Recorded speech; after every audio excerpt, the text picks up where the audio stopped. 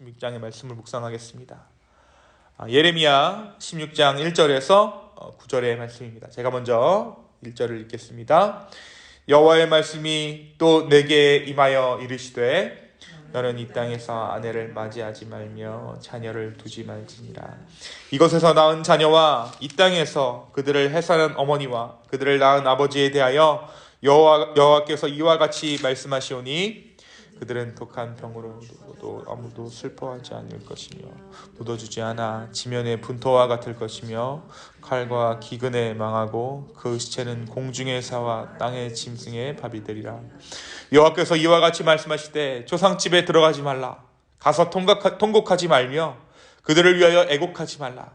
내가 이 백성에게서 나의 평강을 빼앗으며 인자와 사랑을 제함이라. 여호와의 말씀이니라. 큰 자든지 작은 자든지 이 땅에서 죽으리니 그들이 매장되지 못할 것이며 그들을 위하여 애곡하는 자도 없겠고 자기 몸을 베거나 머리털을 미는 자도 없을 것이며 그 죽은 자로 말미암아 슬퍼하는 자와 떡을 떼며 위로하는 자가 없을 것이며 그들의 아버지나 어머니의 상사를 위하여 위로의 잔을 그들에게 마시게 할 자가 없으리라. 너는 잔치집에 들어가서 그들과 함께 앉아 먹거나 마시지 말라. 함께 읽습니다. 만군의 여호와 이스라엘 하나님께서 이와 같이 말씀하시니라. 보라, 기뻐하는 소리와 즐거워하는 소리와 신랑의 소리와 신부의 소리를 내가 내 목전 내 시대에 이곳에서 끊어지게 하리라. 아멘. 오늘 본문 16장에서 예레미야가 자신의 행동을 통해서 자신의 삶을 통해서 상징적으로 유다의 멸망이 임박했음을 보여주고 있습니다. 그러니까 하나님께서 예레미야에게 너는 이것을 하지 말아라 라고 말씀하세요. 그리고 이 예레미야가 그 말씀의 순종함을 통해서 그 상징적인 행위를 통해서 백성들이 하나님의 말씀을 그냥 듣는 것으로 그치지 않고 예레미야의 삶을 보면서 정말 하나님의 심판이 이제 곧 임박했구나 라는 것을 깨달을 수 있도록 이 백성을 향한 하나님의 의도를 깨우치게 하려고 지금 하고 있는 것입니다. 예레미야는 오늘 말씀 가운데 세 가지의 계시를 행동으로 보입니다. 첫 번째가 무엇입니까? 결혼하지 말라라는 거예요. 고대인 당시에는 결혼을 통해서 많은 자녀를 낳는 것이 하나님의 큰 축복이었습니다. 자녀가 곧 재산이었죠. 하나님께서 무엇이라고 말씀하십니까? 자녀는 화살통에 든 화살과 같다. 하나님의 축복이라는 것이죠. 자녀를 잃게 되는 것은 심판이나 징벌로 이해되었습니다. 그럼에도 불구하고 하나님께서는 예레미야에게 결혼하지 말라, 독신으로 살아라, 자녀를 두지 말라라고 말씀하십니다. 이렇게 하나님께서 결혼을 금지하셨던 이유는 하나님께서 유다의 멸망의 날에 그들의 눈앞에서 가장 소중한 가족이 죽어가는 것을 목격하며 고통스러워할 바에는 아예 결혼을 하지 않는 것이 더 좋다라는 것입니다. 우리가 예수님께서 말씀하시죠. 마지막 때에 뭐 하지 말라고 말씀하십니까? 시집가거나 장가가지 말라. 결혼하지 말라. 왜 그렇습니까? 다 부질없는 것이기 때문이에요. 환난이 임했는데 눈앞에 지금 죽음이 있는데 결혼하는 것이 무슨 소용이 있겠느냐. 임박할 심판 앞에서 결혼하지 말라. 마찬가지로 오늘 말씀 가운데 하나님께서 예레미야에게 결혼하거나 자녀를 두지 말라라고 말씀하십니다. 두 번째로 하나님께서 무엇이라고 예레미야에게 말씀하십니까? 초상집에 들어가지 말고 가서 통곡하지 말며 그들을 위하여 애곡하지 말라라고 말씀하십니다. 우리가 상을 당한 초상집에 방문해서 조의를 표하는 것이 당연하죠. 우리가 결혼식은 못 가본다 하지라도 우리가 장례식은, 초상집은 가는 것이 인간의 가장 큰 도리라고 생각하는 것이 우리의 마음입니다. 그런데 하나님께서는 이 상을 당한 초상집에 예레미야로 하여금 가지 말라라고 말씀하시죠. 그 이유가 무엇입니까? 유다는 곧 심판받아 죽게 되는데 그들을 묻어줄 사람도, 장례를 치러줄 사람도, 조문할 사람도 없을 정도가 곧 될 것이기에 이 모든 것이 의미가 없다라는 것입니다. 그야말로 죽은 시체가 사방에 널브러진 이 아수라장에는 더 이상 평강과 인자와 사랑은 존재할 수 없게 된다라는 것이죠.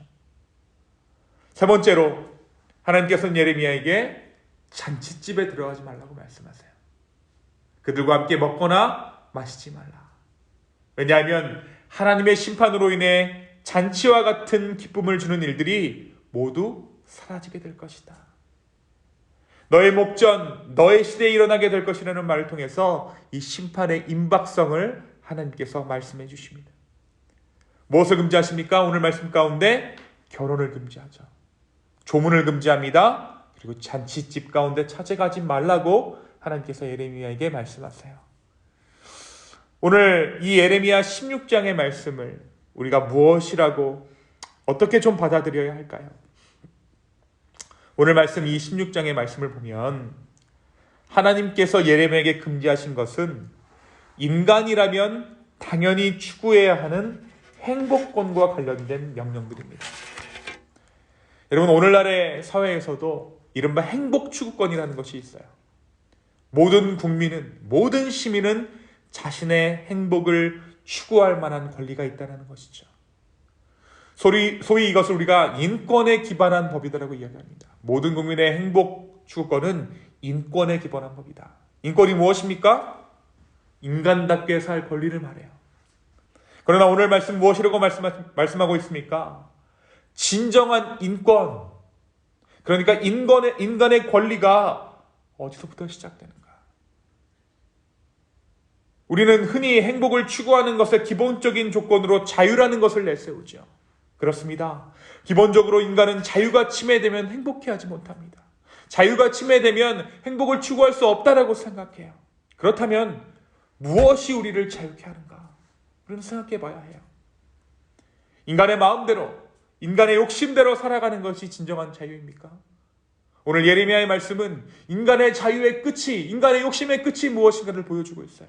그것은 파멸이고 그것은 죽음입니다. 말씀은 우리에게 분명히 이야기하죠. 진리가 너희를 자유케 한다. 그렇습니다. 그렇다면 여기서 진리란 우리의 죄악으로부터 스스로를 구원할 수 없는 우리를 위해 십자가에서 돌아가신 그 예수 그리스도의 복음을 의미해요. 다시 말해 이 예수 그리스도가 우리를 자유케 하며 이 예수 그리스도가 우리에게 진정한 행복을 가져다 준다는 것이죠. 왜 그렇습니까? 복음은 우리가 죄인이라는 사실을 인정하게 하기 때문이에요. 그 인정 없이는 우리는 계속해서 의인인 것처럼 살아가지만, 죄를 지어놓고도 아닌 것처럼, 나는 죄와 상관이 없는 것처럼 살아가지만 결국 죄악이 우리의 발목을 잡게 되는 것이죠. 진리만이 우리를 자유케 합니다.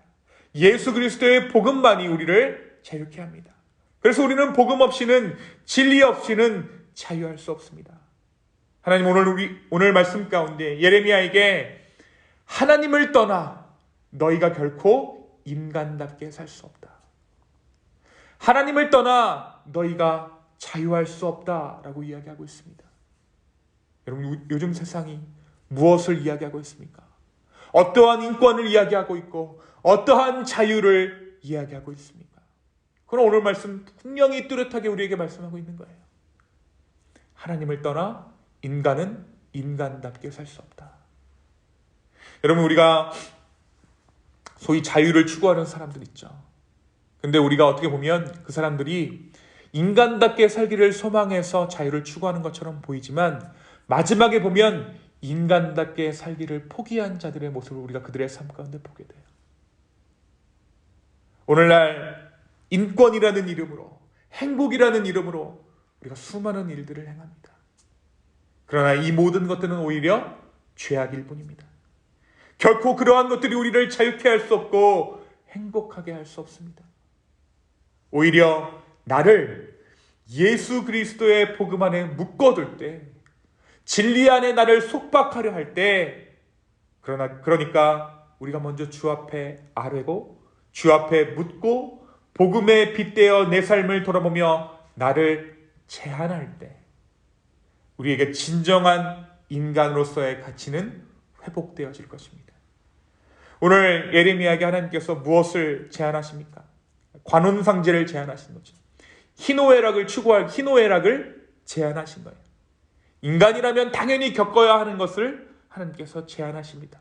왜 그렇습니까? 이들이 인간답게 살기를 포기했기 때문이에요.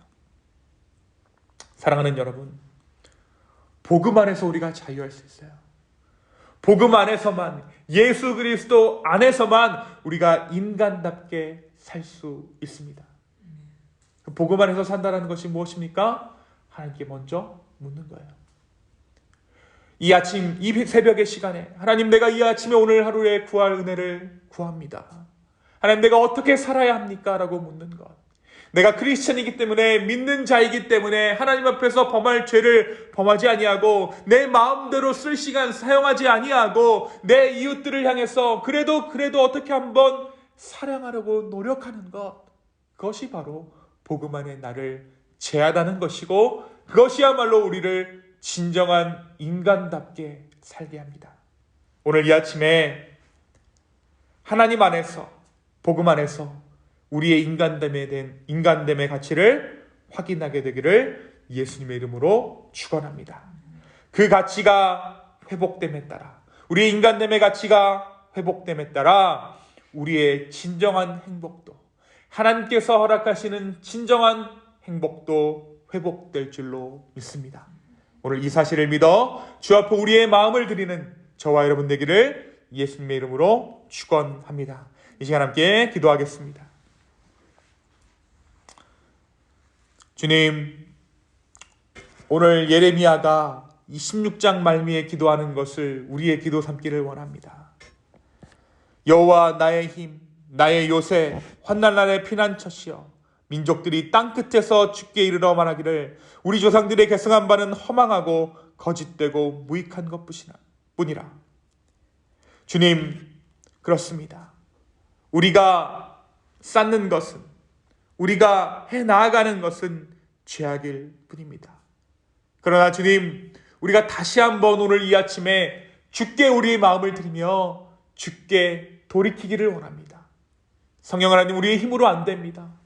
우리는 다시 죄악으로 돌아가고 다시 하나님 앞에서 죄범하기를 정말 주저하지 않고 죄를 범하는 죄인들입니다. 성령 하나님, 오늘 이 아침에 우리 가운데 찾아오셔서 우리의 마음을 다시 한번 주께 드릴 수 있도록 주여 우리의 마음을 주관하여 주시옵소서. 주님, 진정한 행복이 어디 있습니까? 진정한 권리가 어디 있습니까? 아버지 안에 있는 줄로 믿습니다. 주여 우리를 긍휼히 여겨 주시옵소서. 감사합니다. 이 모든 말씀 살아서 역사하시는 예수님의 이름으로 기도하였습니다. 아멘.